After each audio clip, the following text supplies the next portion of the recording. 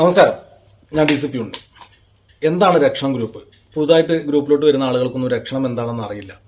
അപ്പോൾ അവർക്ക് മനസ്സിലാക്കാൻ വേണ്ടിയിട്ടാണ് നമ്മൾ ഈ വീഡിയോ ചെയ്യുന്നത്. രക്ഷണം എന്ന് പറയുന്നത് ഹൈന്ദവ സമൂഹത്തിന്റെ ഏകീകരണത്തിന് വേണ്ടി തുടങ്ങുന്നൊരു ട്രസ്റ്റാണ്. ഇതിൽ നമ്മൾ താഴെത്തട്ടിലുള്ള നമ്മുടെ ഹൈന്ദവ സഹോദരന്മാരെ നമ്മുടെ ജീവിത നിലവാരത്തിനോടൊപ്പം തന്നെ എത്തിക്കുക. അതിലൂടെ അവർക്ക് എന്തെല്ലാം നമുക്ക് ചെയ്തു കൊടുക്കാൻ പറ്റും അതെല്ലാം ചെയ്തു കൊടുക്കുക. ഉദാഹരണത്തിന് വീട് പോലുള്ള കാര്യങ്ങൾ, അവരുടെ മക്കൾക്കുള്ള വിദ്യാഭ്യാസം,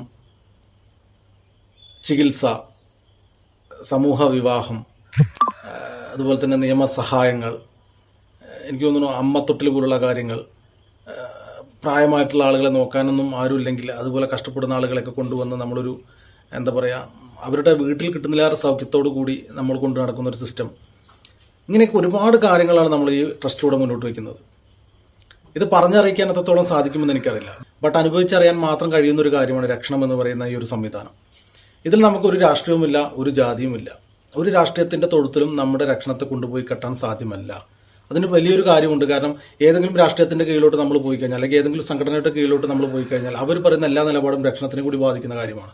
അതുകൊണ്ടാണ് രക്ഷണം എന്നും സ്വതന്ത്രമായിക്കൊണ്ട് മുന്നോട്ട് പോകുന്ന ഒരു ട്രസ്റ്റാണ് എന്ന് പറയാൻ കാരണം ഒരു രാഷ്ട്രീയത്തോട് നമുക്ക് മമതയില്ല, ഒരു രാഷ്ട്രീയത്തോട് നമുക്ക് വെറുപ്പുമില്ല. ഇതിൽ വർക്ക് ചെയ്യുന്ന ആളുകൾക്ക് ഏത് രാഷ്ട്രീയം വേണമെങ്കിലും സ്വീകരിക്കാം. അത് ചോദ്യം ചെയ്യാൻ ഒരിക്കലും രക്ഷണം ട്രസ്റ്റ് വരില്ല. നിങ്ങളുടെ രാഷ്ട്രീയം പക്ഷേ ഈ രക്ഷണം ഗ്രൂപ്പുമായി ബന്ധപ്പെട്ടുള്ള ഇടങ്ങളിൽ നിങ്ങൾ ഒരിക്കലും ഉപയോഗിക്കാതിരിക്കുക. പല ആളുകളും ഗ്രൂപ്പിൽ അറിയാതെ രാഷ്ട്രീയ പോസ്റ്റുകൾ കൊണ്ടിടാറുണ്ട്. ബട്ട് അതുകൊണ്ട് നമുക്ക് എന്ത് ഗുണമാണുള്ളത്? ഇത്രയും കാലം രാഷ്ട്രീയമുണ്ട്, ഈ പറയുന്ന കേരളത്തിലായാലും എല്ലായിടത്തും രാഷ്ട്രീയമുണ്ട്. ഈ രാഷ്ട്രീയം കൊണ്ട് നിങ്ങൾക്കുണ്ടായ ഗുണം എന്താണ് എന്ന് സ്വയം ചിന്തിച്ചാൽ മനസ്സിലാക്കാവുന്നേ ഉള്ളൂ. പിന്നെയും അതിലോട്ട് പിന്നെ രാഷ്ട്രീയം കൊണ്ടുവരേണ്ട കാര്യമില്ലല്ലോ. അപ്പം നമുക്ക് രാഷ്ട്രീയമല്ല, നമ്മളൊരു ഒറ്റക്കെട്ടാണ്, ജാതിയില്ലാത്ത ഹൈന്ദവ സമൂഹം. അത് ഇനിയും വൈകി കഴിഞ്ഞാൽ വലിയ ബുദ്ധിമുട്ടിലോട്ട് പോകും. നിങ്ങൾക്കറിയാം, ബംഗ്ലാദേശ് പോലുള്ള സ്ഥലങ്ങളിലൊക്കെ നടക്കുന്ന കാര്യങ്ങൾ ഏകീകരണമില്ലാത്തത് കൊണ്ടാണ്. ഒരു ഏകീകരണ സ്വഭാവം ഉണ്ടായിരുന്നെങ്കിൽ അവർക്ക് ആർക്കും അവിടെ നിന്ന് ഒരു മർദ്ദനം പോലും ഏൽക്കേണ്ടി വരില്ല. ബട്ട് ഇവിടെ നമുക്ക് ഏകീകരണമില്ല. പലരും പല രാഷ്ട്രീയമായിട്ട് മാറി നിൽക്കുന്നു, പല ജാതി സംഘടനകളായിട്ട് മാറി നിൽക്കുന്നു. ഇവിടെയാണ് നമ്മുടെ ഈ രക്ഷണത്തിന്റെ ഒരു പ്രാധാന്യം കിടക്കുന്നത്. നമ്മളൊരു അമ്മ പെറ്റ മക്കളെ പോലെ ഹൈന്ദവ സമൂഹം ഒരുമിച്ച് നിൽക്കുക. അത് എന്ത് പ്രശ്നമായാലും ഒരുമിച്ച് നേരിടുക. അതിനാണ് നമ്മൾ രക്ഷണം ട്രസ്റ്റ് ഉണ്ടായിക്കൊണ്ടിരിക്കുന്നത്. കാരണം നമുക്ക് നാളെ നമ്മുടെ കുഞ്ഞുങ്ങൾക്ക് ഇവിടെ ജീവിച്ചു പോകേണ്ടവരാണ്. അവർക്ക് സമാധാനപൂർവ്വം അവർക്ക് നല്ല രീതിയിൽ ഇവിടെ ജീവിച്ചു പോകണമെങ്കിൽ നമ്മൾ ഇന്ന് വഴി കാട്ടി കൊടുത്തേ പറ്റൂ. നമുക്ക് വഴി തെറ്റിപ്പോയിട്ടുണ്ട്, പലയിടങ്ങളിലും നമുക്ക് വഴി തെറ്റിപ്പോയി. അതിലൂടെ നമ്മുടെ കുഞ്ഞുങ്ങൾ വരെ അത് അനുഭവിക്കാൻ പോവാണ്. ബട്ട് അത് നമ്മൾ മനസ്സിലാക്കിക്കൊണ്ട് ആ വഴിയിൽ നിന്ന് നമ്മൾ തിരിഞ്ഞു വരണം. എങ്ങനെ? ഏകീകരണം എന്ന് പറയുന്ന ഈ ഒരു പദ്ധതിയിലോട്ട് നമ്മൾ എത്തണം. ഒരു ഹൈന്ദവ ഏകീകരണം നടക്കണം. രാഷ്ട്രീയപരമായിട്ടല്ല, മതപരമായിട്ടൊരു ഏകീകരണം ഉണ്ടാവണം. അതിൽ ജാതി ഉണ്ടാകാൻ പാടില്ല. ഈ പറയുന്ന ട്രസ്റ്റിനൊരു മാട്രിമോണി തന്നെ ഉണ്ടാവും, ജാതി ഇല്ലാത്ത ഹൈന്ദവർക്ക് വേണ്ടിയുള്ള ഒരു മാട്രിമോണി. ഒരുപാട് കുട്ടികൾ കല്യാണം കഴിച്ച് പോകാത്തതുണ്ട്, ആൺകുട്ടികളായാലും പെൺകുട്ടികളായാലും. അവർക്കൊക്കെ ഇത് വലിയ ഉപകാരമായിട്ട് മാറും. നമ്മുടെ വെബ്സൈറ്റിൽ അതിലൊരു മാട്രിമോണി സിസ്റ്റം തന്നെയുണ്ട്. നിങ്ങൾക്ക് അതിൽ രജിസ്റ്റർ ചെയ്യാം. നിങ്ങൾക്ക് പറ്റുന്ന ഇണകളെ നമുക്ക് തെരഞ്ഞെടുത്തുകൊണ്ട് നമുക്ക് വിവാഹം പോലുള്ള കാര്യങ്ങൾ ചെയ്യാം. അതിന് സാമ്പത്തികമായിട്ട് നിങ്ങൾക്ക് ബുദ്ധിമുട്ടാണെങ്കിൽ വർഷാവർഷം 100-200 സമൂഹ വിവാഹങ്ങൾ നമുക്ക് നടത്തി കൊടുക്കാൻ പറ്റും. അങ്ങനെ നമുക്ക് ഏതെല്ലാം തരത്തിൽ ഹൈന്ദവ സമൂഹത്തിനെ ഒരു ഉന്നതിയിലോട്ട് കൊണ്ടുവരാൻ പറ്റുമോ അതെല്ലാം ഈ ട്രസ്റ്റ് ചെയ്യുമെന്നുള്ളതാണ്.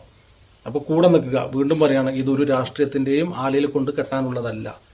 ഇത് ഹൈന്ദവ സമൂഹം മാത്രം ഉൾപ്പെടുന്നൊരു കാര്യമാണ്. ഇതിൽ നിങ്ങളുടെ രാഷ്ട്രീയം ഏതോ അത് ഇവിടെ ചർച്ച ചെയ്യേണ്ട കാര്യമേ അല്ല. നിങ്ങളുടെ ജാതി ഏതോ അത് ചർച്ച ചെയ്യേണ്ട കാര്യമേ അല്ല. ഇവിടെ നിങ്ങൾ സനാതന ധർമ്മത്തിൽ വിശ്വസിക്കുന്നവരാവണം. അവരൊരമ്മ പെറ്റ മക്കളെ പോലെ കാണാൻ നിങ്ങൾക്ക് സാധിക്കണം. അത് മാത്രമേ നിബന്ധനയുള്ളൂ. അതിനുവേണ്ടി നിങ്ങൾ ചെയ്യേണ്ടത് ഒരു ദിവസം 1 രൂപ സംഭാവന നൽകുക എന്നുള്ളതാണ്. വെറും 1 രൂപ, മാസം ഒരു 30 രൂപ, ഒരു ചായയും കടി കഴിക്കുന്ന പണം.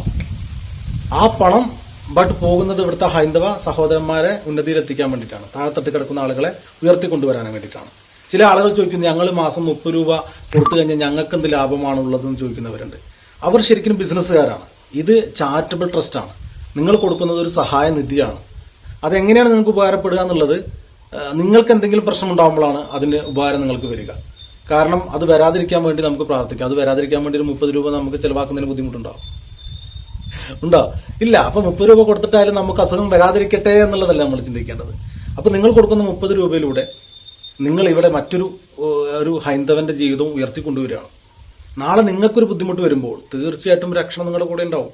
നിങ്ങളുടെ ബുദ്ധിമുട്ടുകൾ മനസ്സിലാക്കിക്കൊണ്ട് നിങ്ങളുടെ പ്രശ്നങ്ങൾ പരിഹരിക്കാൻ രക്ഷണം ഗ്രൂപ്പ് ഉണ്ടാവും.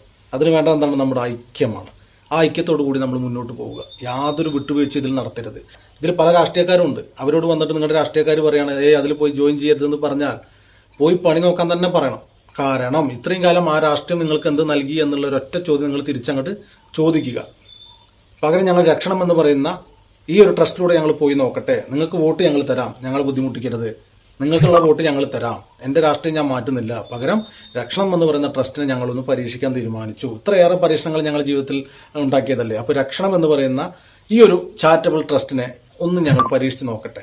ഞങ്ങളുടെ ജീവിതത്തിൽ എന്തെങ്കിലും ഒരു മെച്ചം അതുകൊണ്ട് ഉണ്ടാവുകയാണെങ്കിൽ ഞങ്ങൾ അത് പിന്തുടരാൻ തയ്യാറാണ് എന്നൊരൊറ്റ ഡയലോഗ് നിങ്ങൾ പറഞ്ഞാൽ മതി, വേറെ ഒന്നും നിങ്ങൾ പറയണ്ട. പല രീതിയിൽ നിങ്ങളെ പിന്തിരിപ്പിക്കും. കാരണം ഏകീകരണം എന്ന് പറയുന്നത് ഒരു രാഷ്ട്രീയ പാർട്ടിക്കും സ്വീകരിക്കാൻ പറ്റില്ല, ഒരു ജാതി സംഘടനകൾക്കും സ്വീകരിക്കാൻ പറ്റില്ല, മറ്റു മതക്കാർക്കും സ്വീകരിക്കാൻ പറ്റില്ല. സോ നിങ്ങൾ രാഷ്ട്രീയം പറഞ്ഞുകൊണ്ട് ഗ്രൂപ്പിൽ നിന്നാൽ നിങ്ങളുടെ കുഴിവട്ടൽ തന്നെയാണത്. നിങ്ങൾ തന്നെ കുഴിക്ക് ഇറങ്ങിപ്പോയിക്കൊണ്ടിരിക്കുകയാണ്. ഞാൻ നിങ്ങൾ ആ കുഴിയിൽ നിന്ന് കയറ്റാനാണ് നോക്കുന്നത്. നിങ്ങൾ വീണ്ടും ആ കുഴിയിലോട്ട് ചാടിയിട്ട്, മനസ്സിലായില്ലേ, അതിലോട്ട് ചാടി പോകരുത്. നിങ്ങൾ രാഷ്ട്രീയം നിങ്ങൾ കൊണ്ടു നടക്കുക, ആ വോട്ടൊക്കെ നിങ്ങൾ കൊടുക്കുക, ഒന്നും ആരും ചോദിക്കാൻ വരുന്നില്ല. ബട്ട് നമ്മളൊന്നാണ് എന്നുള്ളൊരു ബോധ്യമുണ്ടെങ്കിൽ നിങ്ങൾക്കൊരു പ്രശ്നമുണ്ടാകുമ്പോൾ അവിടെ ഒരു 10,000 ആൾക്കാർ വന്ന് നിൽക്കും. അതാണ് ഈ ഏകീകരണം കൊണ്ടുള്ളൊരു ഗുണം. അത് മനസ്സിലാക്കുന്നത് കൊണ്ടാണ് മറ്റുള്ളവർ നമ്മളെ ഏകീകരിപ്പിക്കാതെ വിട്ട് നിർത്തുന്നത്. ഇതൊരു പൊളിറ്റിക്സ് വെപ്പണാണ് നമ്മുടെ ജാതി എന്ന് പറയുന്നത്. അതിനെ നമ്മൾ എന്ത് ചെയ്യണം? തരണം ചെയ്യണം.